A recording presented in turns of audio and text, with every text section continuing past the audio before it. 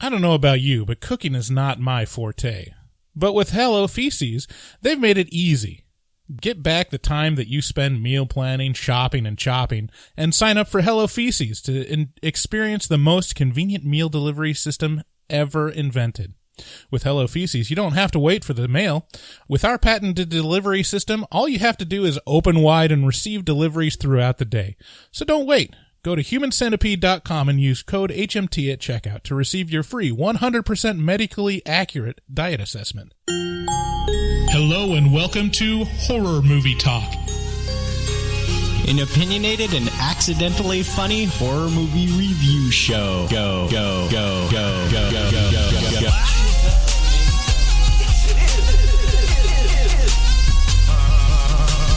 I just took a stroll through the scraggly woods. He had no face! Horror! Sabrina, don't just stare at it, eat it. New theatrical releases always get priority. But we also review older horror movies, both good and horrible.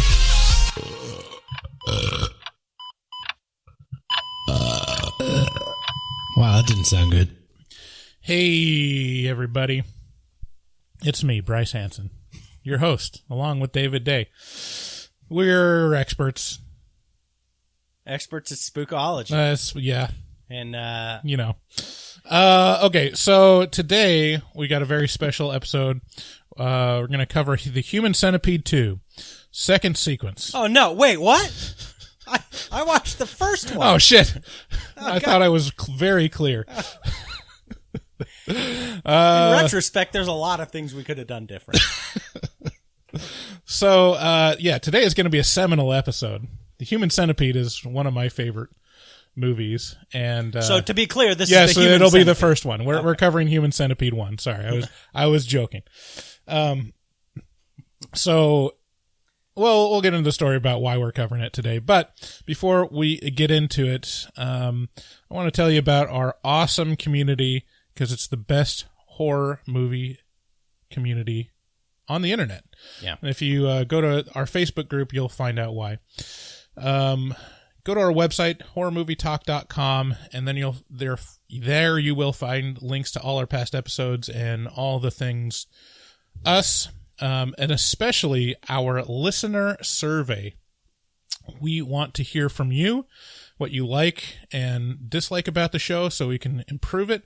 So all through the end of 2021, we're going to be asking you to fill out the listener survey until we get to 100. I think we're about like 20 away. We got a ton early on, and then now they're just kind of trickling. So please, if you haven't done so already, go to horrormovietalk.com and click on the button for the listener survey. Yeah, we want to make the show more of what you want to hear, and that'll help us do that. And it only takes like 5 minutes to fill out. Yeah, it's a really quick review. So, also, we should talk about our second Saturday watch parties. Every second Saturday, that's going to be today, too. Hey, we could. I know what we can watch. I know what we can watch. And you can join us by downloading streamlounge.io and follow along with us. Also, we got a Twitch channel, we got social media. The important thing is that we post this podcast every Wednesday, and you should subscribe and leave a rating on Apple Podcasts. If you want to call and leave us a voicemail, call 682-253-4468. And you may hear yourself on Horror Movie Talk. Yeah, this Human Centipede, it's been a long time coming. Right. There's been a lot of build-up, so to speak, and people have been just wanting to torture me. We've been really backed up with episodes, just like really impacted. Yeah, and we're trying to let it all out. Yeah. So here we go. We'll start out by giving a brief review on our score for the movie. We score on a scale of 1 to 10, 1 being 1 and 10 being 10. After we give our score, we'll get into spoilers and take a deeper dive into what we liked and hated about the film. Later on, we're going to be playing a new game called Head, Middle, Ass. Okay. And I'll explain that once we get to it. So yeah, Human Centipede. This is on my top 10 horror movies that I love. And this is like an outlier because this stands on its own. Like, this is really Stands on its own two legs. Much like David S. Pumpkins, it's its own thing. What? You haven't seen the SNL skit, David Pumpkins? No. Tom Hanks? No. I thought I showed it to you. Yeah, maybe you did. I don't know. What's up with David Pumpkins, though? I'm my own thing. Okay. So, yeah, the Human Centipede can be found. Where did we find it? We just rented it on Amazon. Yeah, right? we rented it on Amazon. I don't think it's available anywhere right now for streaming. Yeah, the Human Centipede is about a centipede made out of humans. I mean, it's right there in the title. I don't think it needs spoilers. A mad German surgeon whose specialty is separation of Siamese twins decides to go in a kind of different direction when he kidnaps a couple of American tourists who show up at his door. Like I said, this movie exists in a world of its own, and I think Roger Ebert said it best at the end of his review of Human Centipede when he said, "I am required to award stars to movies I review. This time, I refuse to do it. The star rating system is unsuited to this film. Is the movie good? Is it bad? Does it matter? It is what it is, and it occupies a world where the stars don't shine." It's the only. Wow, well said. It's the only movie review that he didn't rate with the star rating. How, was he favorable to it? I mean, it's hard to say. He was kind of in awe of it. Kind of, yeah. But also like Shell shocked. Yeah, just like, okay. Shit shocked. Yeah. I mean, wouldn't you agree that's kind of, do you, I don't know, I feel like that's true. It's like, this is not, it shouldn't be compared to other films necessarily. Yeah, it's definitely exists. It's a post-internet movie. Mm-hmm. You know, it exists in a perverse universe where, you know, children are being sold online, you know, and we know about it, Mm-hmm. you know, and everyone's kind of like, oh, this takes place. And it's like, ew, I don't want to think about that. So I can see why you wouldn't want to give it stars, but I think you can rate it. Mm-hmm. I haven't even thought about my rating. Whatever it is, it's impactful. Impacted. So, you know, I'll disagree with the great Roger Ebert and say that this film is great. Wow. It's one of my favorite horror movies because of the absolute unflinching commitment to a ridiculous premise while just barely betraying itself with subtle touches of dark humor. Like, it's, we'll go into my favorite scenes in it, and I'll explain a little more why I love those so much. But yeah, I mean, it's in a much more acceptable way. Like, Butt Boy is kind of the same concept where this is a stupid concept. Right. This is like a 5-year-old on the playground. Yeah. Was taunting someone, and this is what they taunted them with. Butt boy, you're a stupid butt boy. And they committed time and energy and the skill of hundreds of people, I'm sure, to execute a movie about sewing people's faces to asses. Hang on, let me warm this up a little bit here. Ew, David. Ew, no, David. Oh my God, ew, David. Yeah. So, you know, it walks the razor's edge of storytelling and utter depravity, and it's a movie that you only need to watch once because it's going to stick with you. This was the second watching, I think. I don't think I've ever seen it since the first viewing, and I remembered almost everything from it. Yeah, strangely, I think I could watch it again. Not that I would, but it's some sort of masterclass in something. There's a lot of, I mean, it's definitely, obviously, exploitation. I mean, this is like to its core exploitation. It's also like it's just barely like moving in the direction of like snuff film-esque territory, like, you know, an attempt at making something so depraved, gross, and horrific that's so exploitational that it moves into this direction of like, oh, it's trying to be the utmost pinnacle of depravity, but while being a very light version of that. You know, not a lot of is really shown throughout this movie, which made it a fairly easy watch. But it's the ideas that really make you heave, which is it's brilliant. You know, show don't tell, or tell don't show. You know, like No, it's show don't tell. No, don't wait. Don't show it. Tell us about the show. Wait. No, so yeah, I mean, it's well done. I'll say this: the casting is brilliant. It's brilliant. There's no other word for the casting of this movie. And there's really only like one linchpin part, and the acting is somewhat all over the place. It can be terrible and it can be great. But yeah, I will say I didn't come away from it as horrifically grossed out as I thought I would.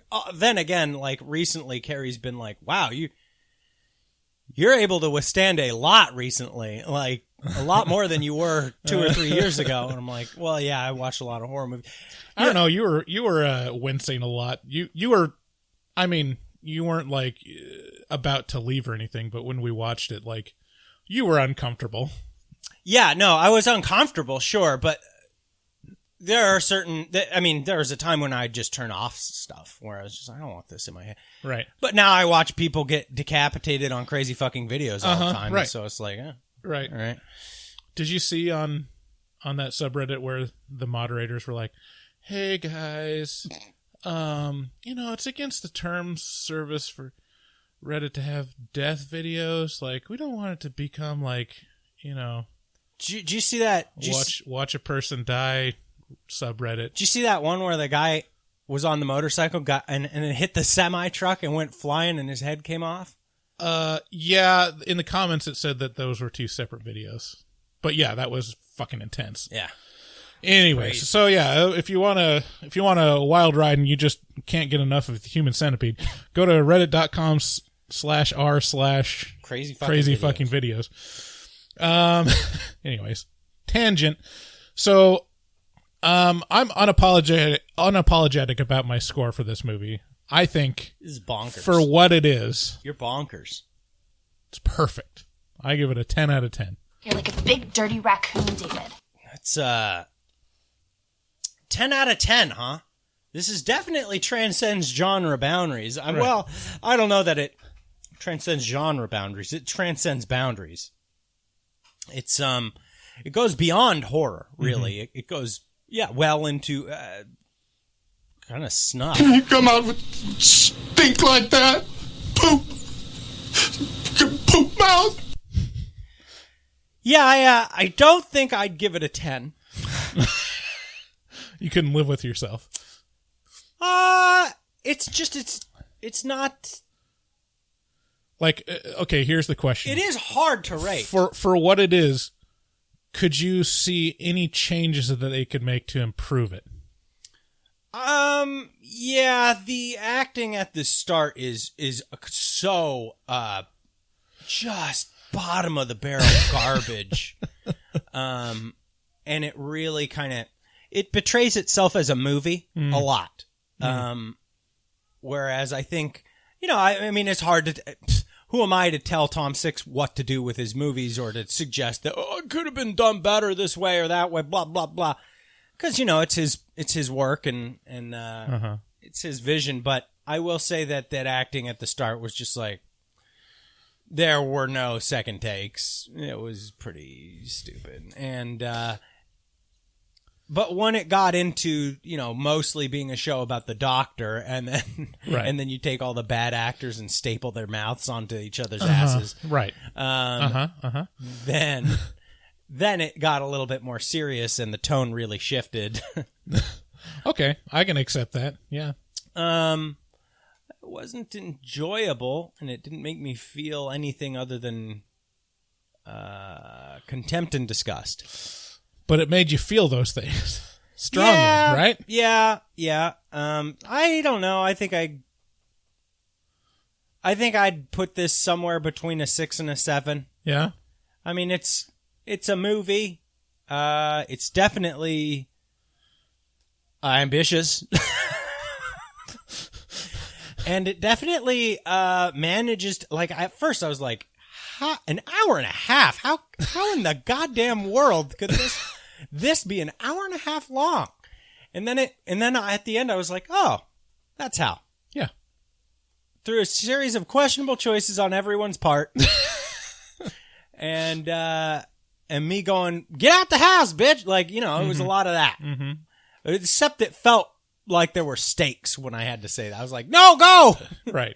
You're going to be put on somebody's ass! No! So, yeah. Oh my god, ew, David. Let's move on. Before we get to spoilers, let's talk about nightchannels.com. Christmas is coming up.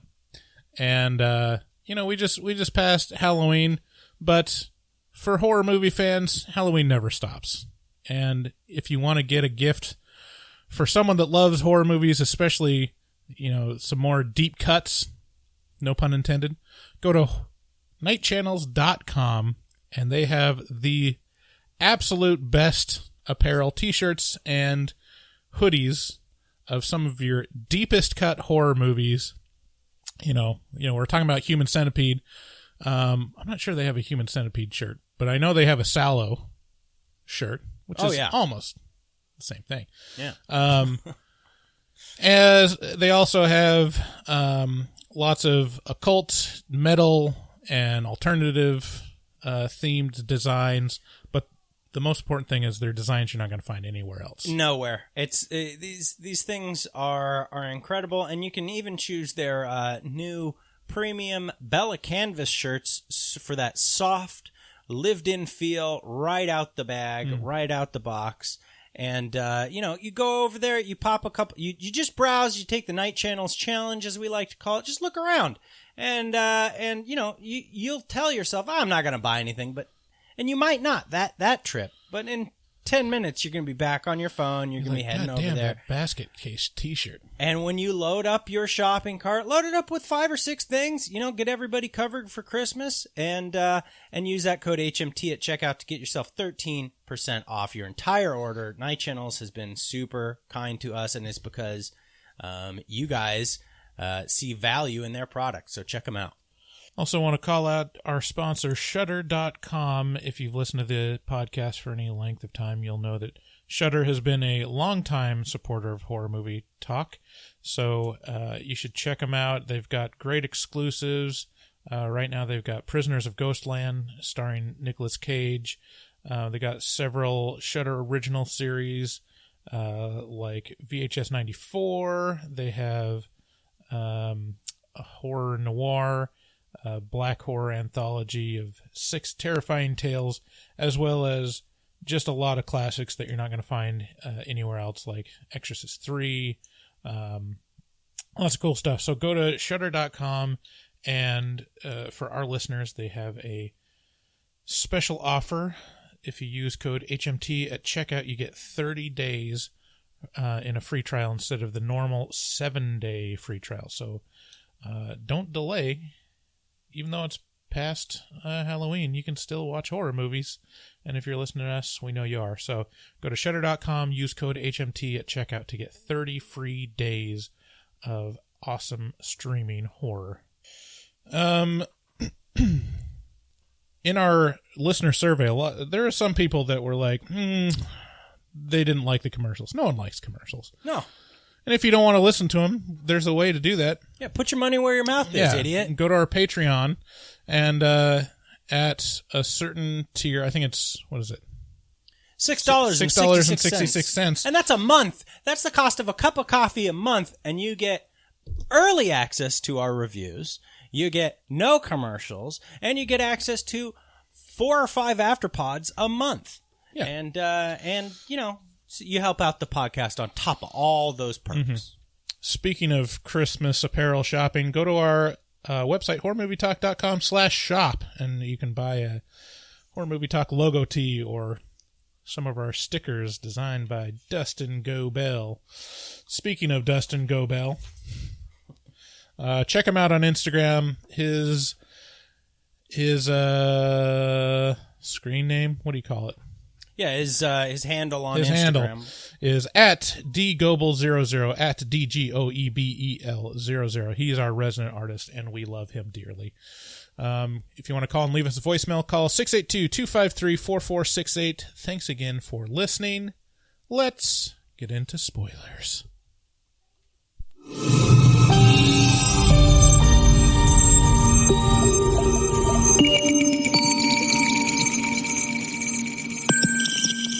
Spoilers! Why did we record this episode? Why did we have to watch this fucking movie? So we had, speaking of Patreon, we had a goal to get up to 100 patrons, which we achieved a month ago, 2 months ago. Yeah, about a month ago. And the gift that we're giving to first our patron listeners and then our general listeners is a commentary track. And the patrons voted on the Human Centipede as the commentary track that we should record. And it worked out great. Yeah. I think. I hope it worked out great. I hope it works for people that listen to it and that there's not like any drift or anything on the audio. Let us know. So if that's not super clear, because it wouldn't be to me as a listener, our commentary. So what we did was we watched Human Centipede, and then as we were watching it, you know, we give you a start time. We say, hey, press play on the Human Centipede now, and you'll get to hear our commentary along with watching the movie. Right. And so that'll be coming out in a month or so for normal audiences, but you know, pretty much right away for Patreon. So if you are a Patreon member of any tier, you get to hear that commentary track way earlier. Yeah. And it's our first time doing it, but I think it went pretty well, especially since it's one of my favorites and I just delighted in it, and it's David's first time watching it, so it was a wild ride. You get the reactions live, and we'll do another one of these at 125. Sure, 125 patrons. If we can get up to that, we'll put it to our patrons. What do you want us to do a commentary track on? They'll tell us, and then maybe you get to see Human Centipede 2 commentary track. Ugh.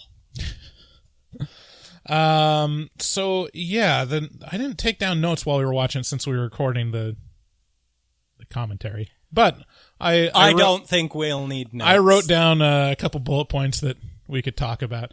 I think the most important thing we need to talk about is Dieter Laser, which is not a character in the film. He's the actor that plays the main doctor villain. And I almost wonder if they should have just gone with Dieter Laser as the name of the doctor. Yes. Dieter Laser. Hey, fun boys, get a room.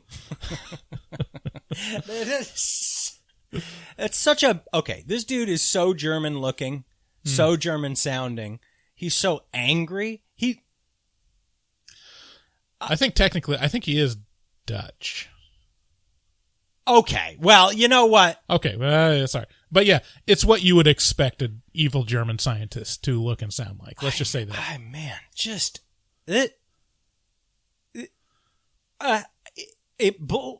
this is the most impressive part of this whole movie for sure. Is number one, the guy's name is Dieter Laser. And then he's exactly the kind of... he's not an evil scientist in real life, I have no idea. He is an actor who has a long laundry list of roles that he's played, and they're not all mad scientists. It's mind-boggling. Yeah, I almost wonder if Tom Six would have a career without Dieter Laser as the scientist in this movie, because it is the linchpin of what makes this movie work.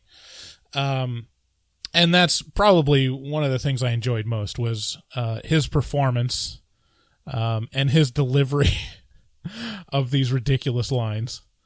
There's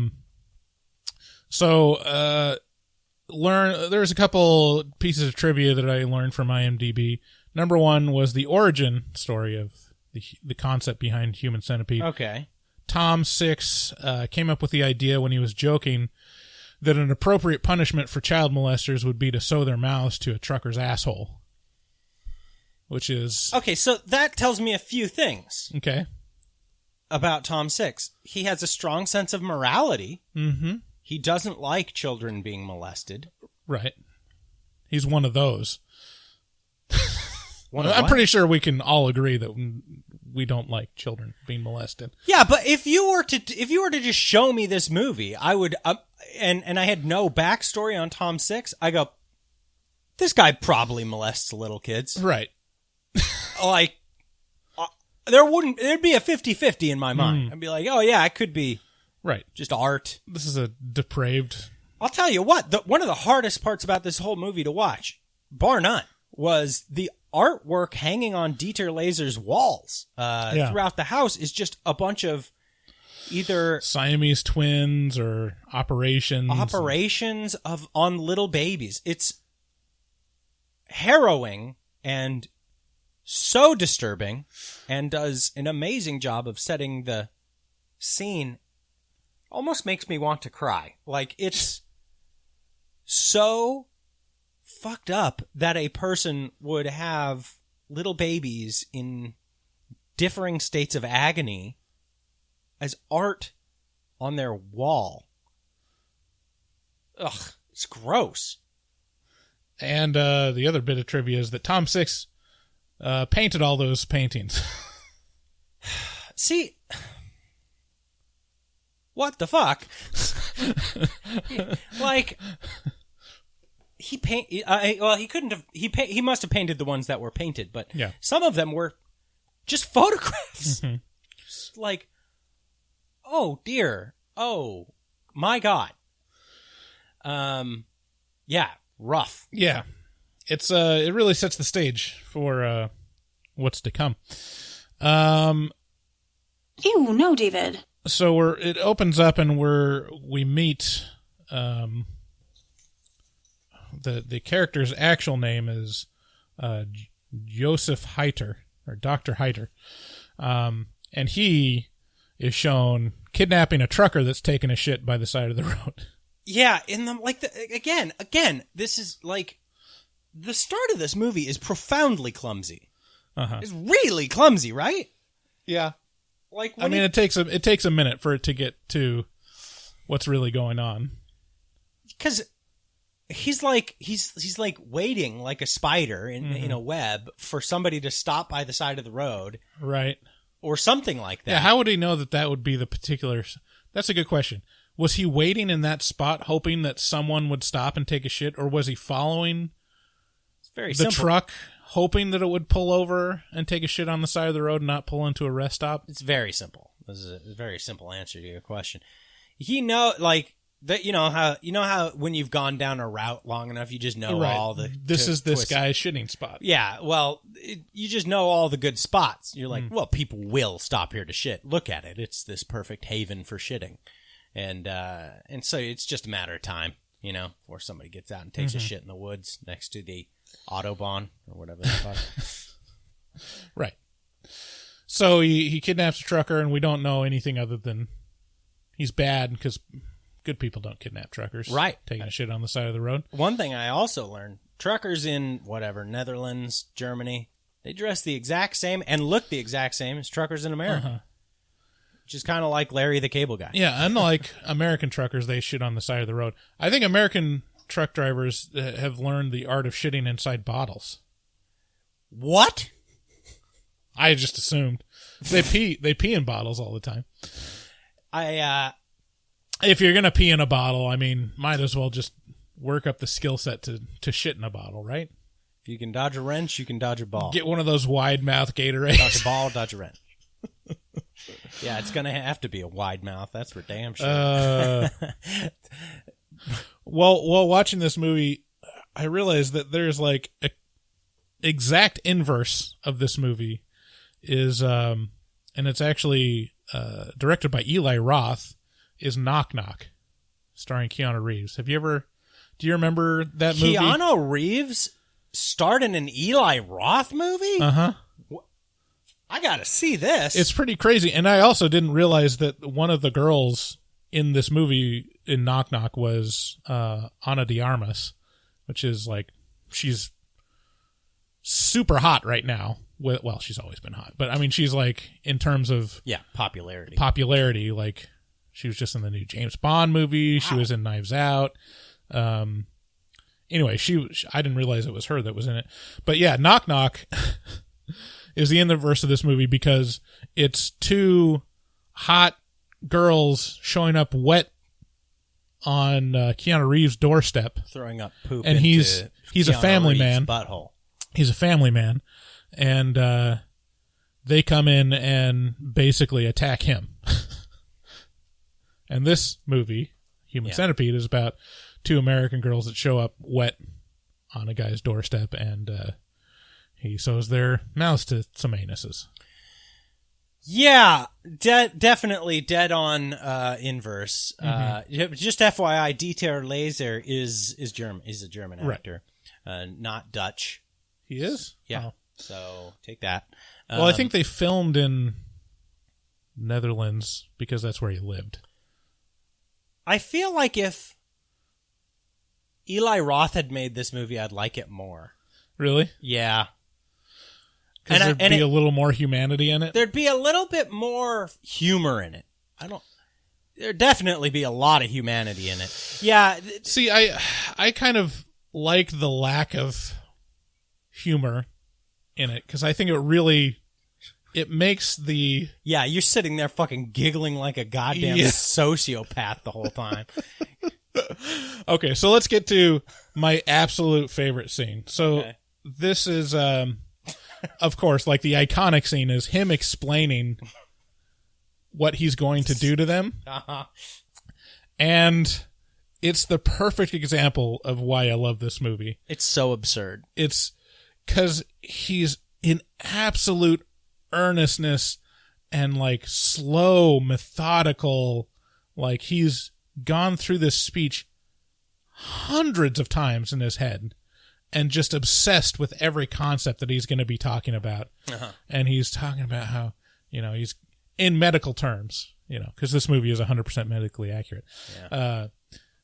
He describes how he's going to attach three people together by making incisions and removing teeth and attaching their mouths to an asshole, but also like snipping their kneecap, snipping their ligaments in their knees, so you can't stand up anymore. And this horrific, like, just because you're viewing it from the viewpoint of the people that are going to go through this, and this, you just assume you're going to get raped or murdered. And preferable. I would probably prefer that. Yeah. I'd prefer to get raped and murdered rather than a Human Centipede. Be like the middle or last segment of the Human Centipede. First one, it wouldn't be too bad. I could live with it. I didn't go missing, David. The FBI knew where I was the entire time. They knew where she was. They were just toying with him. Okay, so the most important part, though, is as he's giving this whole monologue, accompanying it is his overhead projection illustrations, which are comically, like, childish. They're like gingerbread man versions of it's like people. Somebody forgot to make the prop until the day of, and Tom Six was like, "Well, you just forgot to make it. What are we gonna do now?" And then they're like, he's talking about like the in detail medical terms like mucosa and like all these medical digestive tract, concepts. And you'd think he'd have like a real detailed, diagram of how, where the veins are and the arteries and the nerves and all that. Nope. It's literally just, if I asked my 4-year-old to draw a gingerbread man, whose mouth is attached to the butt of another gingerbread man. It would look like this. So the juxtaposition of these childish drawings and the utter seriousness of the delivery of the lines, along with the utter depravity of the concept. Well, but also the backdrop is important here. The backdrop is you have 3 people, captive audience, tied to bed in varying states of panic and anger. Right. Which really sets the tone, Yeah. It's like... And Dr. Hyder is like calm as a Hindu cow as he's going through... He doesn't even pay any attention to the Japanese guy who's like, ah! Yeah! Yeah. Ah! And he's like, okay, so what we're going to do, we're going to cut you open, tinker with your ticker. Give it to me in plain English, Doc. Yeah, so that scene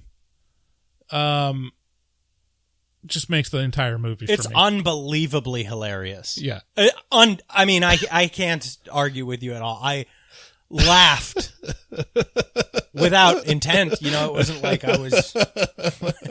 And the fact that the entire movie is so humorless that it makes that point in the movie just elevated crushingly funny. Right. Yeah, it's like, wait.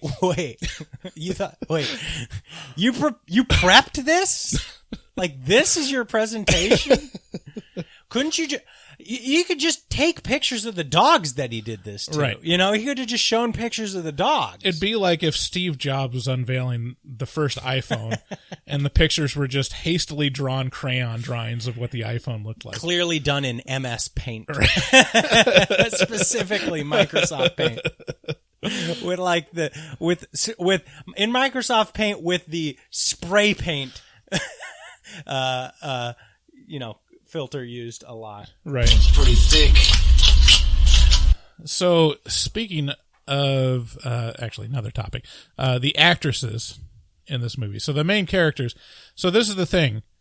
They're not great actresses. No. I wouldn't say that they're amazing. There's a varying quality of performance for the actors. Actresses. They're of the caliber that I would, I'd say they're of the appropriate caliber to sew each other's mouth right to each other's asshole. And I'm just saying, like, it's kind of a film that doesn't really matter the performances at a certain point.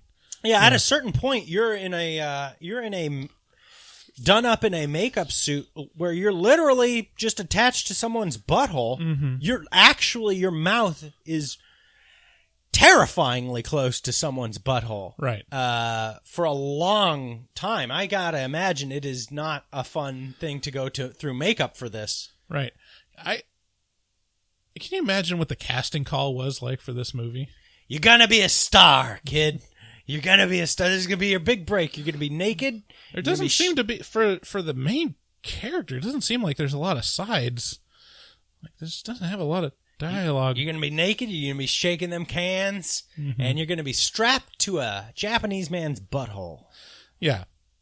Yeah, just like the fact that, okay, you're going to be topless for most of this movie. Like, in a demeaning, like the most horrific way. The two actresses that are in it are like, I'm on board. Okay, now that I got you there. I went to next Juilliard. Up, you're going to be walking on your hands and knees almost the entire movie. Okay, I can do that. I used to be a Tyler. Okay, perfect. Did we mention your face would be attached to someone else's ass? I'm in. If it wasn't sealed before, it's sealed now. The kids love to eat ass. I know. I was going to say, does Gen Z actually consider this a horror movie? This is like a how-to. Yeah, I mean, it's more of a fantasy Right. than anything. I wish the two of us could be together. I want to attach my lips to your beautiful asshole and stay there forever. You can just feed me right out of it. I know you're delicious. The kiss at the end really seals the deal. Where'd you get that? So I was just like, right after we watched this, I watched the podcast with Dr. Drew and Christina P. Oh, okay. I can't remember what it's called. Late night. And they played this clip of this guy. This is a guy. This is his pitch. Like, this is a pitch now. Like, the horrific plot line of the Human Centipede is like, no, this is attractive. I want to, dude. This is my starting line on my online profile for you. Dude, some of the calls and some of the letters we get on Hotline and Advice podcast they're of this caliber. It's like, I eat a lot of ass, you know, I find it troubling, you know, how my breath like, it's just like, we get some real depraved callers over there, and it doesn't surprise. Yeah, this is came weird. Down over the years. This was a 2009 movie, and now this is just mainstream media. Yeah, like, it wouldn't even be shocking anymore. No. It's like when people watch, The Exorcist now. It's like, oh well, she seems so tame now. Yeah. Like, well, I was just talking about scary. It's just a Tuesday night. I was a part of a Human Centipede last night. I paid good money for that.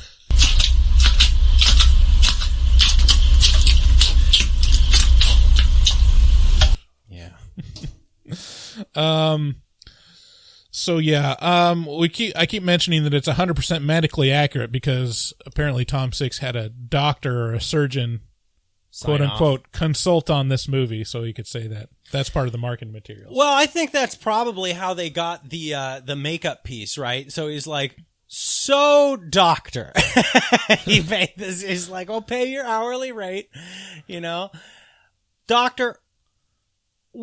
What would these incisions look like? What would you actually have to do? And that's why these incisions look so funny and weird. You know, you got this real long, elongated it's like a flap, yeah. Because that's probably how they would actually do it. Like, you know, ostensibly, if you wanted to do this, right? Which so many do. Yeah. It's probably how they ended up with the makeup piece that they got. You know, that's the thing about like surgery is. It's not like you want to assume that this is like, oh yeah, they oh yeah, no, it's like this intricate, and blah, and that's all you hear is like all the knowledge of like human anatomy, so they can attach the veins. It's like a mechanic in the shop, man. And it's like literally bang, bang, bang. It's like hammers, right? If you look at some of the tools that surgeons use, it's literally like. This is our medical grade hammer. Right. It's a ball peen. Right. And you see some procedures and you're like, we're just doing that? And it's like, just like 2 steps away from medieval, like, bleeding. Oh, yeah. You want a gastric bypass? Oh, yeah, we just cut out all of your insides and then attach these 2 tubes. Yeah. My neighbor... was before I got my vasectomy, I went over to my neighbor's house and he's like 80 and he was like, oh yeah, I was like, I got to get a vasectomy. He's like, ooh. I was like, what's that? What's that little thing you did? And he's like, oh, you don't want to know. And I was like, well, now I have to know.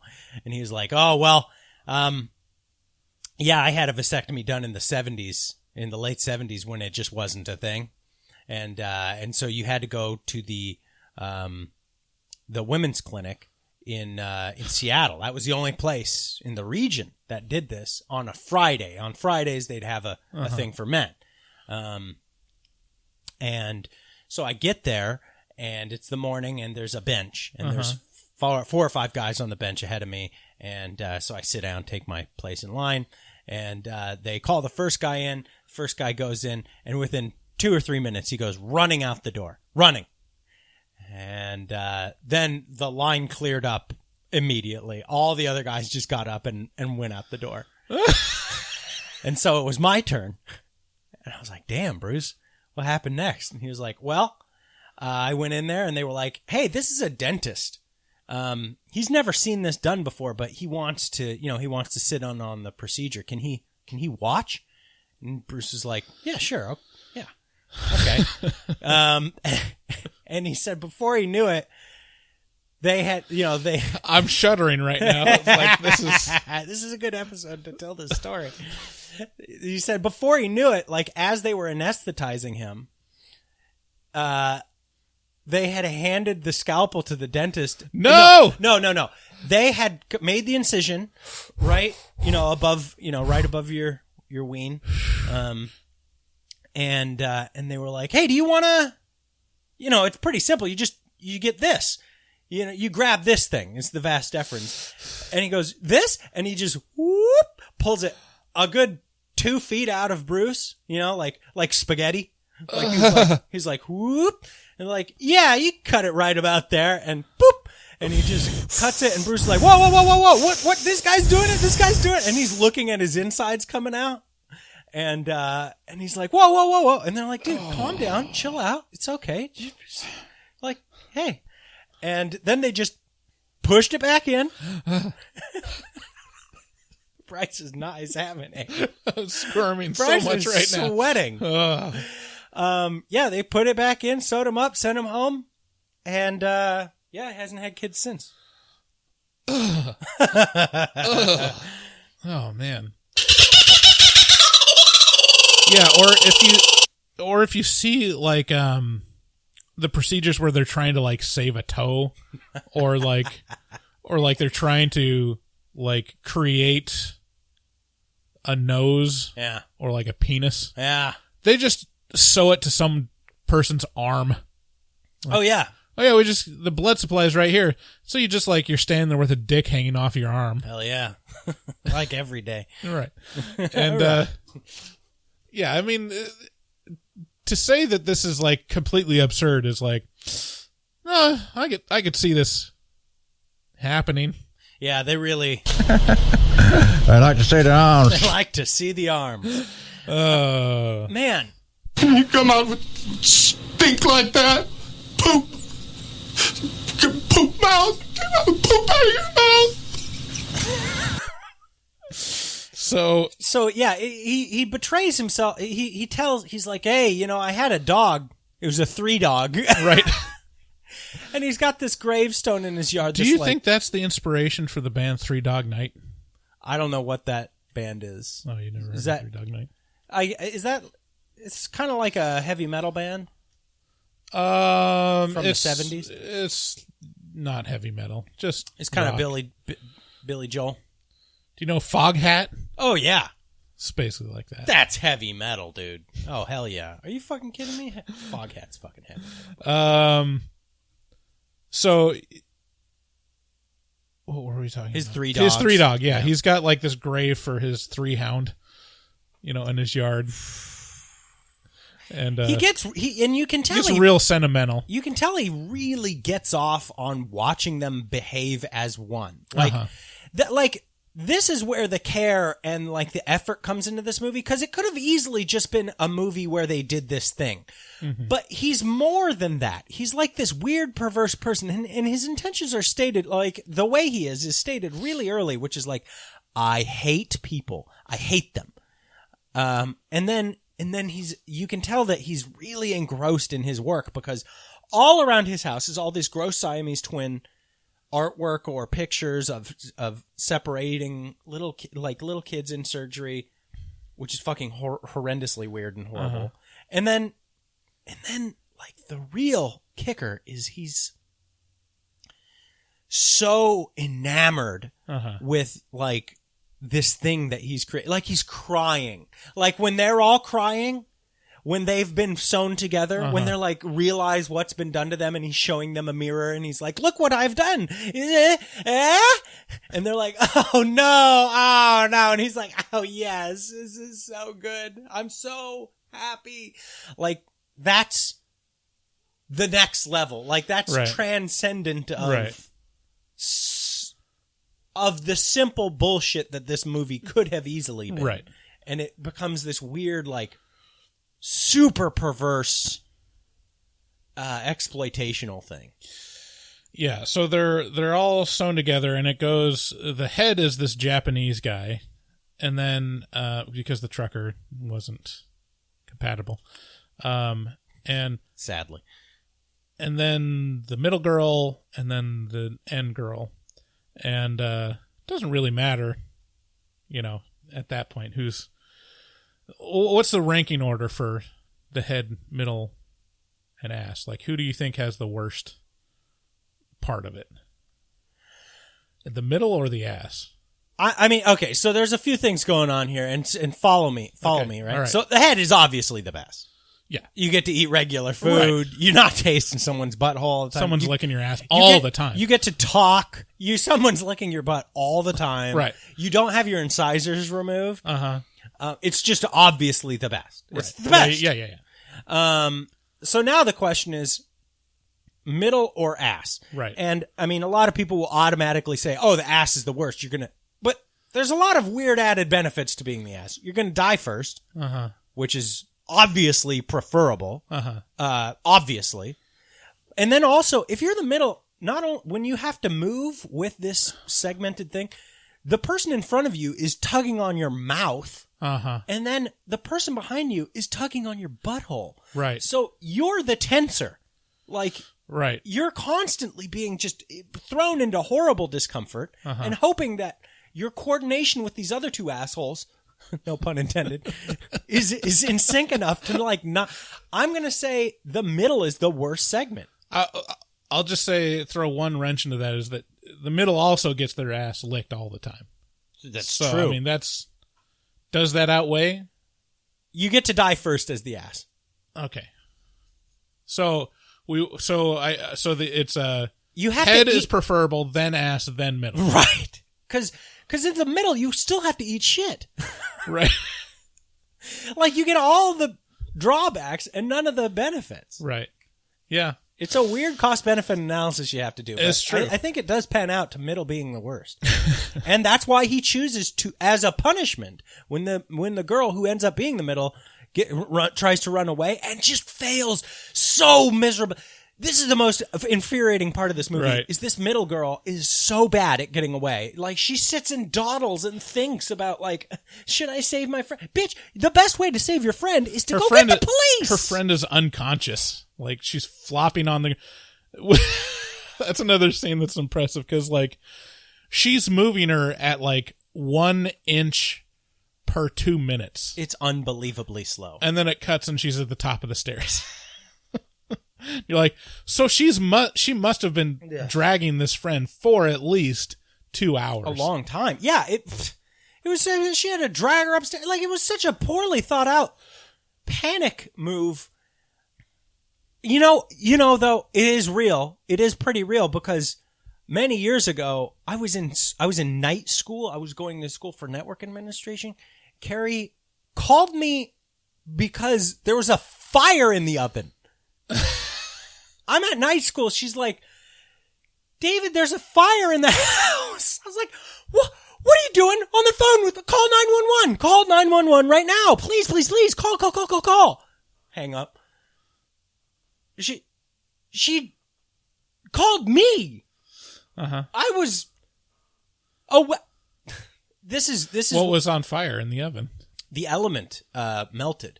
Oh. And so it, big gushing flames of fire came out, probably a little bit of an arc from the electricity as well. Yikes. But people panic. Yeah. And when they panic, they make real bad decisions. Right. There's a point at which, like, the doctor is feeding Human Centipede. And, the Japanese guy doesn't put up much of a fight. He does bite him. Yeah. He does bite the doctor. But then, he's like, I'm pretty hungry. And so he chows down on, I think it was like dog food he was fed him or something. Yeah, it was, it's gross. Yeah. It's not good. And then inevitably, like, the scene where you're all, I mean, it's like Chekhov's gun. If you're going to sow three people together in a movie, like, you've got to show the scene where the poop is transferred. Yeah. That made me gag. It's very effective. Made me gag. Right. I'm so sorry. Should I eat the cuttlefish and asparagus? I pulled this clip. So this is South Park made an episode around the Human Centipede, called the Human Centipede. Yeah, it was around like accepting the terms to the iTunes terms of service. Yeah, and then you signed off your right to be a human centipede, basically. And so this is a behind the scenes with them recording one of the scenes. Okay. From this, and it's funnier visually, but it still comes out in the audio. This is Matt. This is Matt Stone and Trey Parker recording the voice, the Human Centipede scene. Centipede.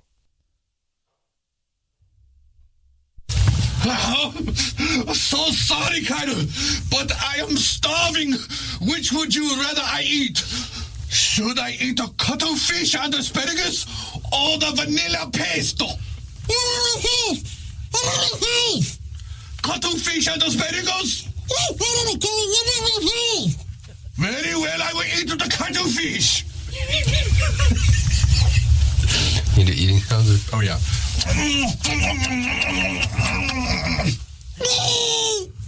That's a cuttlefish and asparagus. It's so funny. It's so stupid. That's a cuttlefish and asparagus is not sitting well. Oh, no. Cuttlefish. Cuttlefish is about to come out of my asshole. Oh, here it comes. Oh, it's going to be a rot. Hold on, Kaido.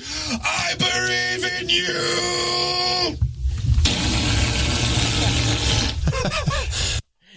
That was so much fun. David, this is so awkward. It's going to be a rot.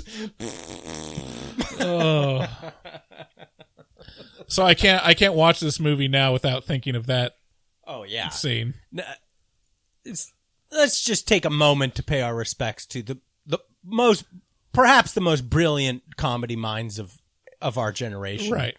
Matt Stone and Trey Parker. Right. Like, holy goddamn shit. Yeah, that clip is from this documentary of them creating one episode of South Park. And it's so insane. Was it 6 days to air? Yeah, they do it in 6 days, and they have since the beginning. Can you imagine being like the amount of power and money that you have from being the guys that created South Park and still every week just going in and creating it from scratch yourselves? I remember when they found Saddam Hussein, this is a weird tangent, but I do remember the day that they found Saddam Hussein in that hole. And then I remember 4 days later seeing the South Park episode that reenacted the whole thing. And right. And I felt like I had traveled through time somehow. I was like, what's happened? What? Like, I was so confused and impressed with how fast it came out that I thought like a tremendous amount of time had passed. I was just like, you can't create a cartoon in this amount of time and get it on the screen. Yeah, very impressive stuff. And they talk in that documentary, it's like, yeah, Simpsons are like Family Guy. They take months. Months and months. Yeah. It takes like 9 3 months to do an episode. Right. Start to finish. They're doing it in 6 days. Yeah. And it just looks like they're scrambling. And you see it in their eyes, like the first couple days of like, what are we going to do? Yeah. You got to just come up with an idea. And they come up, and the thing is, it's crushing bangers. Right. like way more apropos than anything Family Guy or Simpsons comes out with. So yeah. Bite my I love, yeah. So when he's, the Japanese guy bites Dr. Hyder and he gets very mad. And then my second favorite scene is when they're out on the grass. And this is just a weird, kind of a non sequitur scene, but just the delivery of it and the situation just tickles my funny bone for some reason, because they're out in the grass and Dr. Hyder is like in his full length lab coat and he's got these shiny leather boots and his like strop, or what do you call it? His riding crop? Sure. the little little thing that you hit a horse with.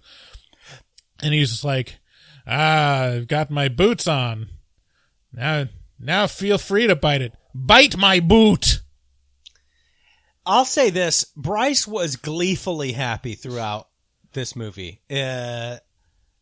He was happy like a serial killer would be happy at watching the life fade from someone's eyes. There's a combination of reliving this movie that had such an impact on me, but also doing it to me live and watching David react to it.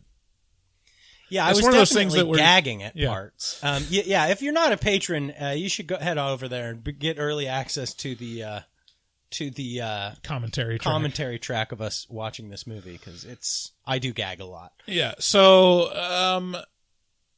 the ending is pretty stark, and that's kind of puts the capstone on this movie is how it ends, because the last girl is like dying. She's got sepsis, as one does. Yeah. And then the Japanese guy. It was her diet. She was just eating too much shit. I know. You know, you got to eat good stuff. I can sympathize. Right. Like, I eat so much shit. Yeah. Just junk. Yeah. And the Japanese guy at the end. I can't believe you watched Paranormal Activity.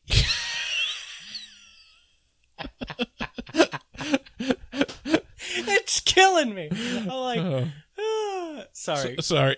Yeah, we never explained that. No. We were supposed to review Paranormal Activity Next of Kin, and I've been like excited about this one today. And so I said in passing, but I've been talking to Bryce about this a lot. I've been like, Paranormal Activity Next of Kin, let's get Paramount Plus. We're going to watch it. And then I told him what we're going to watch this week, and I just said Paranormal Activity.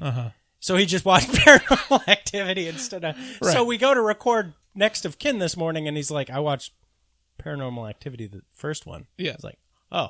I mean, there are like 7 now. Yeah, it's true. So you got to be really specific. You got to be pretty specific. Yeah, it's true. It is on me. It's on me. Anyways. So, I mean, the cops come, and the only reason like the cops exist is to kill Dr. Hyder. Right. To make the ending even more hopeless. Yeah. Because this all happens basically once cops come and are starting to find out what's going on. Dr. Hyder is panicking, and then also the Japanese guy at the head of the Human Centipede is realizing that this is hopeless, and out of spite he commits seppuku. Yeah. So he commits suicide by slashing his own throat and ruining the centipede. Further proving that the middle is the worst. Right. Because this girl has her dead best friend hanging off her asshole and a dead Japanese man hanging off her mouth. Right. And she's just like, what's up? Like, yeah. The cops walk in, they're like, whoa, what's going on in this room? It's like The Shining times 1,000,000. And, and then Dr. Hyder he kills the police and also gets killed by the police. Right. So it's only middle girl that's left, and then it just cuts to black. Yeah, but you got to figure backup's coming. You know, the police know that where they're at. They just went and got a warrant. Yeah, but that'd be a couple days. Probably. No. You think hours? Oh my! Yes, hours at best. Probably more like a half hour. Yeah, I mean, if that's why the radio exists. You're constantly checking in and telling your location, and if you go dark for a little while, there is a big deal made of that. Yeah, they come looking for you right away. So I wonder, how could you survive all that poop in your being mouth? attached to 2 dead people? Yeah, I think she lives and probably doesn't want to. I'm trying to think of It's a horrible universe. It's a truly... Because, you would be sharing the same... you never really went into, the blood system. Touche. That's a good point. Because they'd no longer be pumping blood. Oh, yeah, I bet you died pretty quick. That's a good point. Oof, gross. Yeah. Yeah, this is a really disturbing universe, that's for sure, in thought. And I'm told that Tom Six got a lot of shit from true horror fans for this one who were like, this isn't that bad, because I think a lot of mainstream press got a hold of it and made a heyday with it being, because if you remember back in 2009 when this came out, there was a big hubbub about this movie. It was like, it's the grossest movie ever made. And a lot of hardcore horror fans were like, no, there are way grosser movies than this. This doesn't show anything really. And so Tom Six, out of spite, was like, oh, you want the worst movie ever made? I'll show you the worst movie ever made. And then he made Human Centipede 2. And I've listened to some interviews by people who were on production for that. People who were on production doing special effects for that. And they said, when I watch it, I throw up. These are the people who made the movie. So it's definitely a disturbing universe that he's made. Yeah. It does make me interested in his other movies, though. That's right. For sure. So yeah, that's the Human Centipede. I think everyone's got to watch it. You think everyone's got to watch this movie? I think everyone needs to watch this. Everyone needs to watch Human Centipede. Yes. Your mother, your grandmother. Why? To what end? Because it deserves to be known. Wow. You really think that? No, not really. No. Yeah, the only people that would really enjoy this are people that are like, just want to be viscerally disturbed. Sadists. Yeah, just like, or people, I don't know. I mean, I don't think I put myself in that. I think just like the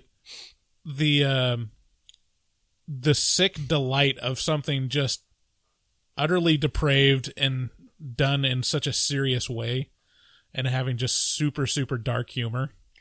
I think there's a sweet spot. Ew, David. It is the darkest of humor, like the blackest black. Right.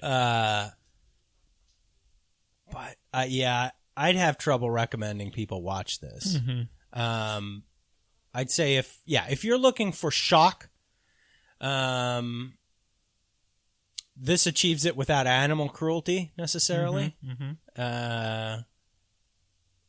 Yeah, I mean, there's your recommendation. There you go. Okay, so let's move on to a new game I call Head, Middle, Ass. Okay. We've already set it up because we've discussed which one would be better. This is basically like Marry, Fuck, Kill, except the Human Centipede version. So I'll give you, and you can come up with a trio for me. Like we can go back and forth. It really doesn't matter who. Like it can be completely random, or it could have a theme. But I'll give you 3 names, right? And you have to decide, Marry, Fuck, Kill style, which deserves to be the head, which deserves to be the middle, and which deserves to be the ass. I mean, no one really deserves it. But if you're forced to make a Human Centipede, who would you put? Right.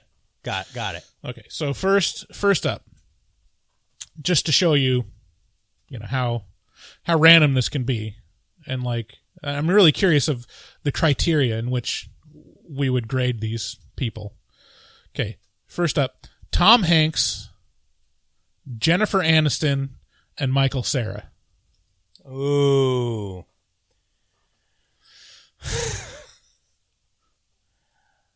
I think I would enjoy the stupid, inane banter that came out of Michael Cera's mouth the most. I really enjoy listening to Michael Cera in interviews and stuff, so I'm going to put him in the head. Okay.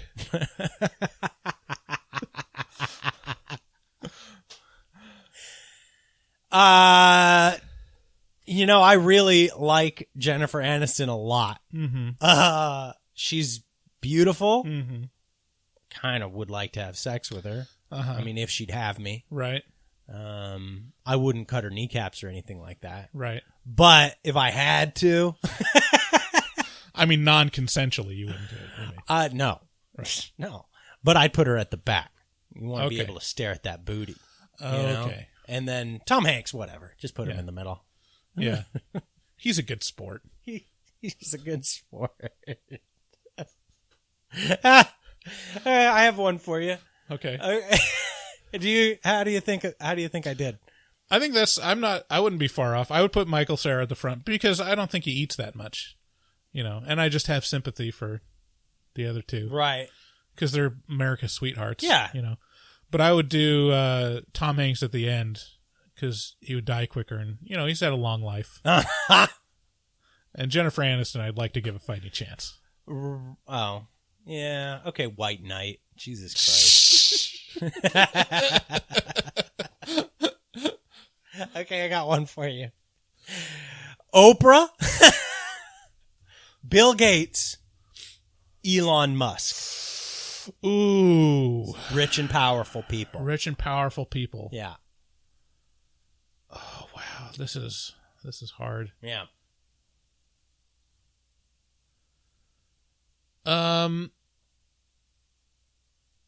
I'd put Oprah at the head. Okay. Because I think she'd make the best out of the situation and have some inspirational, words that I think might be able to talk her out of the situation. She might be able to talk Dr. Hyder out of, unattaching them. I'll give you some poop and give you some poop. I would put Elon. Oh, where would I put Elon? Gosh, this is hard. The middle and the end is the hardest part. Yeah. It wasn't for me. I just want to see that Jennifer Aniston back there, I'll put,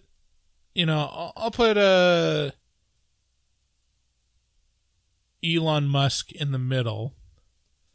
Again, wow. I'm just gonna say fighting chance. If there's a way for him to survive, I think he's got more work to do. Oh yeah, Yeah.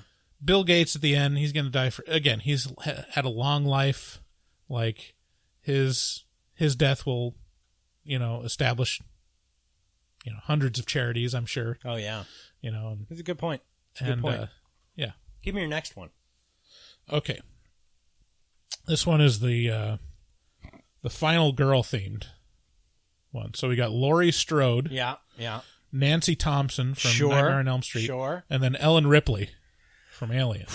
Okay, so this is a little easier. So Ripley I would want at the front because we want her as the most mobile. She's capable. Extremely capable. Uh-huh. She went up against a whole different species in space. Right.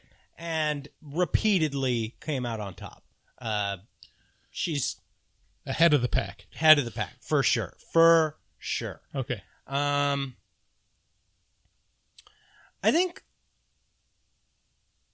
think I'm going to go with the same thought process. I'd like to see Nancy at the back. You know what I'm saying? Okay. And then Laurie, she's a fighter. She's a fighter. Uh-huh. So we're going to put her in the middle. Right. Yeah. A lot of... And actually, Laurie Strode is pretty similar to the middle girl in this movie, whereas, she had plenty of chances. Yeah. Yeah. Bitch was asking for it. Fucks it up every single time. Yeah. Yeah, but the good thing about this lineup, I think there would be the least amount of crying. True.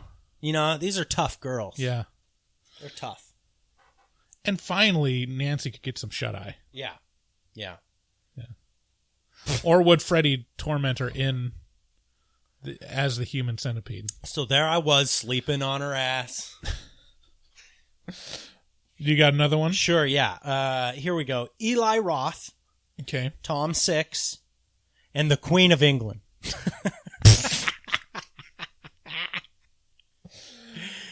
I hope this gets out, to the Queen. Yeah. She retweets us. They put me at the head because I am the head of state or country. I'd put Eli Roth at the head. Just because out of those people, he's the one I enjoy the most. Okay. Tom Six is in the middle because he deserves it for coming up with the entire concept. Right. And the Queen is at the end. Oh. Again, long life, and she's used to, just existing off of other people's work. Right. Yeah. Give me your next one. I like this next one you got. Okay, the next one is the classic trio: Freddy Krueger, Jason, or Michael Myers. Wow. I feel like. So if you put This is interesting because they're masked. Yeah, too. I feel like if you put Jason or Michael at the front, there's just going to be. I mean, this is going to be right. The quietest centipede that ever. But if you put Krueger at the front, then prime time, bitch. The whole concept was to punish child molesters, and it would be kind of a tragedy. Yeah. Freddy at the back. That's a good point. Right. Freddy at the total back. I feel like Jason probably at the front. He's my boy. And there's no way you're sawing through that hockey mask. It's just right. It's too thick. But you're not going to have any problem getting through that William Shatner mask. So Michael in the middle. There you go. So would Michael's mask be like rolled up over his nose? Well, or Michael, you just cut it. No, you just take it off. Oh, okay. And then you cut. No, that's a good point. Just leave the eyes. Just cut. Cut below the eyes. There you go. And give him a little eye hat. Okay. I got one for you here. Okay. Here's a good one. Steven Spielberg. George Lucas. Michael Bay. Wow. Spielberg at the head. Okay. Yeah. He's the greatest director. Little fanboy guy ever. Here. Yeah. We'll say Michael Bay and George Lucas. George Lucas has really fucked the Star Wars name a lot. I'll just throw that out there. I mean, he's the richest director on earth, and also he deserves none of that.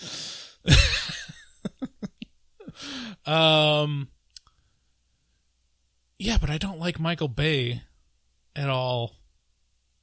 I respect him. I don't know. I'm gonna do Michael Bay at the middle.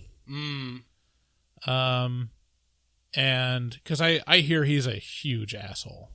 Really? On set. Yeah. Really?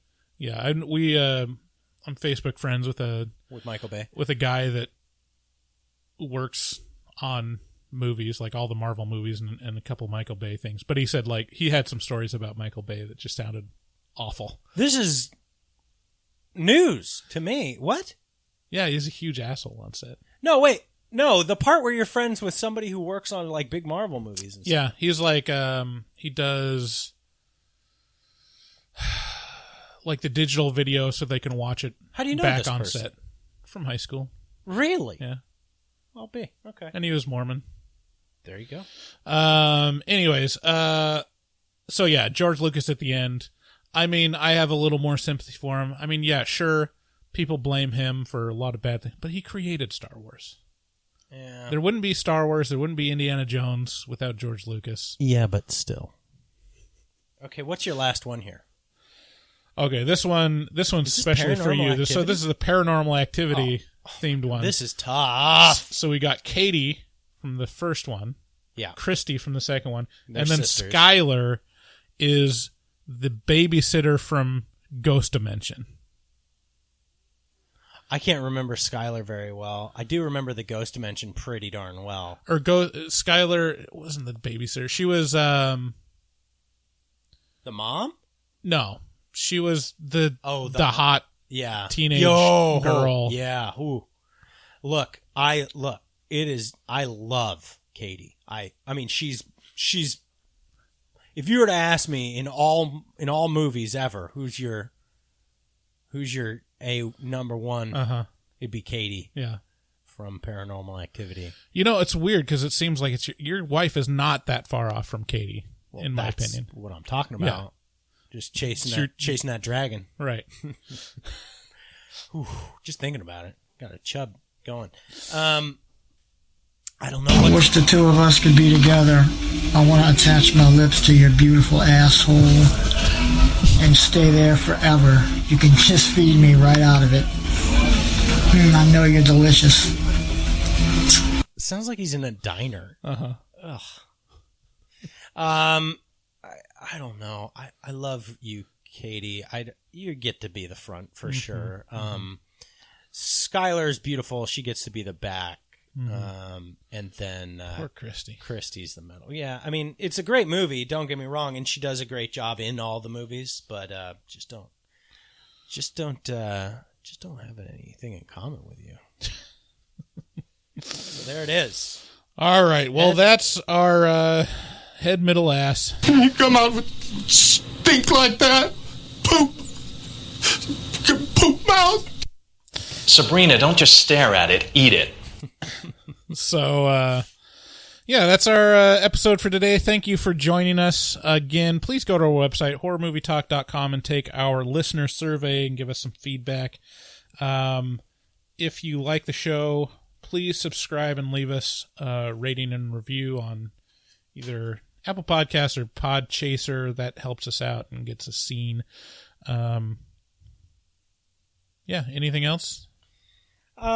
If you guys would like to help us out, do so by becoming a patron. That helps us directly. It gets you a ton. I mean, we do more work on our Patreon than any other podcast out there. So you're definitely getting your bang for your buck, and it's just for the cost of a coffee per month. You get to help us out in it, and it really does help a lot. And if you sign up for an annual subscription, you get to save 13% on the cost of that subscription. So consider that as well. All right. Thanks, everyone. We'll see you next time. Bye.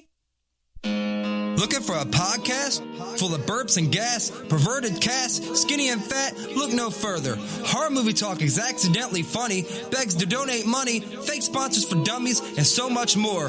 New episodes every hump day. They'll pickle your dickle for foreplay. Patreon members have it your way. Vote for a movie every month for the review. Chompa chompa, don't just stare at it, eat it like a taco. Put your tongue through the phone hoodie, Picasso. Look at them hot kids, swear not a pedo. Got me too'd with Cosby eating Jello. Pudding Pops done gave Bryce flatulence. Drain addict Dave doesn't give a shit. 1 through 10, is it horrible or excellent? Oil me up, daddy, is dinner rum. Kiss Bryce Hansen. Look at them hot kids, Chris Henson. Masturbate with a crucifix, exorcist. Face huggers, chest bursters, alien. Linda Blair peed on Sigourney Weaver. I know it's true cause it came from social media. Patrick Bateman can't understand you. Stab you to death for rotten apple reviews. Opinionated podcaster with a doctorate. Spookology, doctor of philosophy. Bad gastritis, need colostomy. Turn Patreons into human centipedes. David Doobie Day, scare no expert. And global fucks hard, professional sexpert. Afterpods, taglines, and porno flicks. American Psycho, them guys pretty sick. Chompa chompa, don't just stare at it, eat it like a taco. Put your tongue through the phone hoodie, Picasso. Look at them hot kids, swear not a pedo. Got me too'd with Cosby eating Jello. Pudding Pops done gave Bryce flatulence. Drain addict Dave doesn't give a shit. 1 through 10, is it horrible or excellent? Oil me up, daddy, is dinner rum. Something good happens in the woods. Always get more than you bargained for. Got a pickle to dickle, machines tickle bitties. Killer on the phone, ain't no Sharon Stone. Vancouver, Portland, Oregon, and organs. Corona, COVID, curse, Lorona. Green River Killer, because reasons. Hallway of poop monster kids screaming. Ain't your ordinary dingleberry itinerary. 30-day shutter and jump scares, they fucking scary. Time for the spoilers with jokes and tropes. Use their white socks to catch their loads. Just show them one titty, pretty. Paganism you should worship, they Teflon dicks. Pacific Northwest, let them see one breast